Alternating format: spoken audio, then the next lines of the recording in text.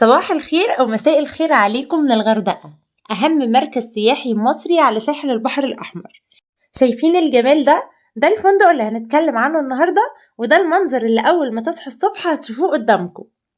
بس قبل ما أبدأ، واللي لسه أول مرة يشوفني وما يعرفنيش، أنا شروق، بقدم محتوى عن السياحة والسفر جوه مصر وبره مصر، والفنادق وأسعارها وأهم مميزاتها وعيوبها. فلو عايزين تسألوا أي سؤال اكتبوا تحت في التعليقات وأنا هرد عليكم. وما تنسوش تعملوا لايك واشتراك في القناة وتفعلوا زر الجرس علشان يوصلكوا جديدنا أول بأول. ويلا بينا نبدأ. الفندق اللي هنتكلم عنه النهاردة هو فندق مارلين إن أزر.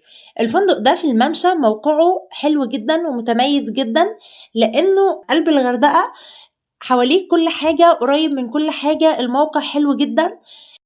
فندق مارلين إن أزر هو فندق 4 نجوم، فندق حلو قوي وشيك وليه جست بيجيله من كل مكان. كمان نسبة الإشغال الأجنبي فيه عالية.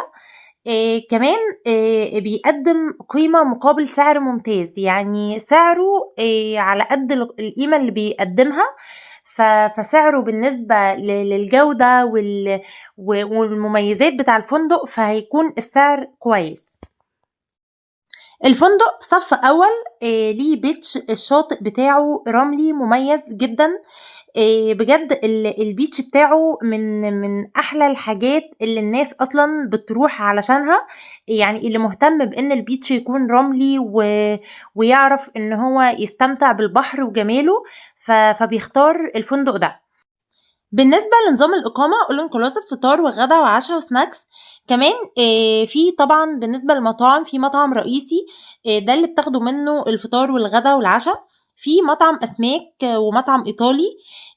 كمان تقدروا تاخدوا الدرينك بتاعكو في بار في اللوبي، وبار عند البول، وبار عند البيتش. فكمان تقدروا تاخدوا الدرينك بتاعكو في أي مكان تحبوه. الأعداد كلها حلوة جدا، المنظر اكتر من رائع. انتوا الموقع متميز جدا، انتوا بتكونوا قاعدين على البيتش وشايفين اليخوت حواليكوا والمراكب، بجد المنظر رائع جدا. بالنسبة لجودة الأكل فكويسة جدا، هتعجبكوا، التنوع معقول. لكن طعم الأكل والجودة والديزرت كمان كل حاجة حلوة جدا وهتعجبكوا. كمان الخدمة والنظافة كويسة جدا، الناس هناك متعاونة وفي خدمتكوا دايما، فكل الحاجات دي كويسة جدا. بالنسبة للبول، في بول للكبار وللأطفال. كمان في أنشطة ترفيهية في الفندق، وفي سبا، في كمان كيدز اريا. بس الفندق مفيش فيه اكوا بارك، فالناس اللي مهتمة بالاكوا بارك او مش هيناسب معاها ده، انا ان شاء الله هنزل لسه فنادق في الغردقة نفس فئة مارلين إن أزر، بس هيكون فيها اكوا بارك. بالنسبة للغرف، فيها تلفزيون وميني بار وخزنة وكاتل، علشان طبعا المشروبات بيكونوا حاطين شاي ونسكافيه. كمان التويلت برضو مكتمل، فيه كل حاجة تحتاجوها، وفيه مجفف شعر. وزي ما قلتلكوا تقدروا تاخدوا الدرينك والسناكس على بار البيتش او البول او بار اللوبي. كمان في 2 بار تانيين غير البارات دي. بالنسبة للأنشطة الترفيهية، في جيم وتنس طاولة وبلياردو، وفي مركز مساج. كمان الفندق بيوفر خدمة الليموزين، كمان في عيادة ومكتب رحلات بينظموا لكم رحلات داخلية لو حابين، كل ده بتكلفة إضافية طبعا. الفندق مناسب جدا جدا للناس اللي بتدور على الهدوء والاستجمام وعايزة تبعد بعيد عن الدوشة، فمناسب للناس دي. كمان مناسب للهاني مونرز، كمان مناسب لكبار السن اللي بيحبوا الهدوء، فهيكون مناسب ليهم جدا. طيب يا جماعة، بالنسبة بقى للأسعار، عايزة أوضح حاجة مهمة جدا. أنا مش هينفع أقول أسعار في الفيديو، لأن مش كل الناس بتشوف الفيديو في نفس التوقيت، في ناس بتشوف الفيديو كمان شهر أو شهرين. وطبعا زي ما انتوا عارفين الأسعار متغيرة جدا، وأسعار الفنادق بتختلف من وقت للتاني، وفي الأعياد بتختلف، وفي الصيف بتختلف. كل وقت الأسعار بتزيد أو بتقل، مش هينفع أقول سعر. فاللي عايز يعرف أسعار ممكن لو عايز يعرف في الوقت الحالي أنا ممكن أفيده وأقوله سعر تقريبي، ولو عايز يعرف بالظبط ممكن يتابع عن طريق بوكينج أي موقع حجز، أو يتابع مع الفندق دايركت أو مع شركات السياحة هيقدروا يفيدوكوا. لكن بالنسبة ليا أنا برشح لكم فنادق، بقول لكم إيه المميزات وإيه العيوب. باقول لكم كل حاجة خاصة بالفندق، وأي حد بيسأل أي سؤال أنا مش باتأخر، أنا بارُد على كل الأسئلة، ولو في حاجة أنا عارفاها أنا مش هاتأخر، أنا باقول لكم اللي أنا عارفاه، لكن مش هاقدر أدّي لكم أسعار الفترة الجاية، صعب جدًا. حتى الشركات والفنادق يعني الأسعار يمكن لسه ما اتحددتش عند ناس كتير. طيب بالنسبة بقى للحجز، لو عايزين تطلعوا الفندق ده أو أي فنادق تانية من اللي أنا نزّلتها قبل كده، عندكم أكتر من طريقة عن طريق مواقع حجز الفنادق، أو عن طريق الفندق دايركت، أو عن طريق شركات السياحة.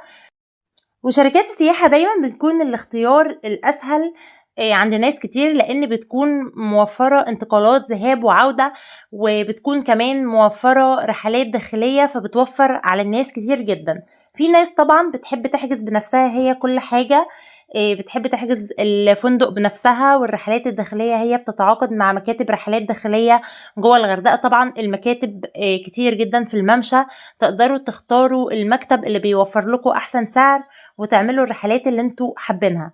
طبعا الغردقة فيها رحلات داخلية كتير جدا، وخروجات وفسح حلوة كتير جدا جدا. انا كنت نزلت لكم فيديو عن اهم حاجات تعملوها في الغردقة، هسيبه لكم في الاي فوق، وهسيب لكم اللينك في الوصف تحت تقدروا تشوفوه. ولسه برضو هنزل فيديو تاني عن بالتفصيل عن رحلات الغردقة الداخلية. ما تنسوش السبسكرايب علشان يوصلكم كل جديد. طيب بالنسبة للناس اللي هتحجز مع شركات سياحة، أهم حاجة تتأكدوا إن الشركة ليها مقر على أرض الواقع ومرخصة، علشان تتجنبوا أي نصب ممكن يحصل. وزي ما أنا بفيدكم بنزل لكم فيديوهات كتير خاصة بالفنادق، انتوا برضو لازم تفيدوني، وما تنسوش تعملوا لايك وتفعلوا زر الجرس علشان يوصلكم جديدنا أول بأول، وشيروا الفيديو علشان يوصل لأكبر عدد من الناس. كمان لو عايزيني اتكلم عن اي فندق، او عايزين تسألوا عن اي فندق في الغردقة او شرم الشيخ او دهب او في اي مكان في مصر، سيبوا تعليقاتكم وانا هرد عليكم. كمان هتلاقوا فيديوهات كتير على القناة لفنادق الغردقة، هسيبها لكم برضو في الوصف تحت. واللي حابب بقى يطلع دهب او شرم الشيخ او حتى اسكندرية، هتلاقوا فيديوهات كتير خاصة بفنادق دهب وخروجات دهب، وفنادق شرم الشيخ وخروجات شرم الشيخ واسكندرية وخروجات اسكندرية. هتلاقوا فيديوهات كتير جدا هتفيدكم، برضو شوفوها هتلاقوها على القناة. كمان اللي مهتم بالأقصر وأسوان ورحلات النايل كروز، هتلاقوا فيديو ليها برضو هسيبه لكم في الاي فوق.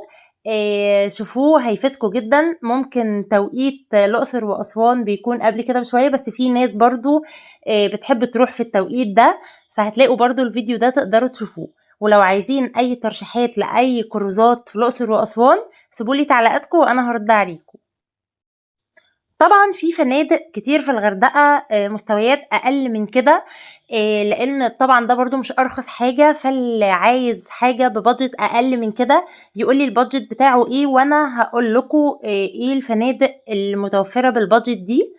في الاخر بقى عايزة اقول لكم حاجة مهمة جدا، ان احنا عندنا في قناة فكرة وسفرية بتكلم فيها عن السياحة والسفر، سواء سياحة داخلية أو خارجية، وأفضل الرحلات اللي ممكن تعملوها في مصر سواء بحر أبيض أو بحر أحمر، وترشيحات الفنادق وأفضل الرحلات وأماكن الخروج.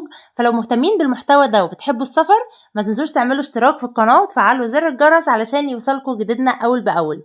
ولو الفيديو عجبكم اعملوا لايك ومشاركة علشان يوصل لأكبر عدد من الناس. ويهمني جدا ان اعرف رأيكم في الكومنتس، ولو عندكم اي سؤال بخصوص السياحة والسفر سيبولي تعليقاتكم وانا هرد عليكم. وباي باي.